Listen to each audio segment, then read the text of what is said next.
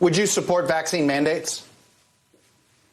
Well, look, I always think it's better to educate people into compliance if we can, but we can't live in a world where only certain people are taking the vaccine and some are opting out. That won't help anybody, and that will perpetuate the spread of this incredibly deadly violent virus. So we're looking at a range of options, but our first choice, obviously, is educating people into compliance, demonstrating to them the safety of the vaccine. I will take the vaccine.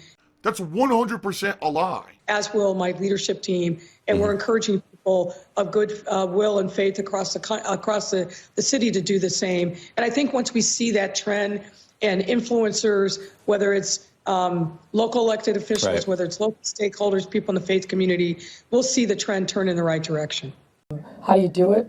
My thoughts are, because it's not written into law, it's just a very dominant culture.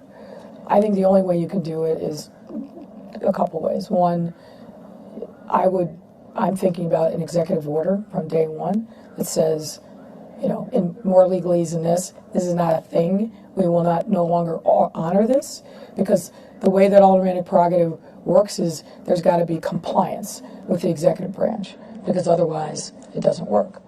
So you got to eliminate that compliance, and you make it a mandate, and then you do training, particularly in the city, I'll call them licensing departments, whether it's zoning, buildings, housing will be impacted by it, planning certainly, and you pick the people to run those agencies and the deputies that are pledging allegiance to the new world order and good governance, and then I think you have the inspector general do some spot audits to make sure that there is real compliance.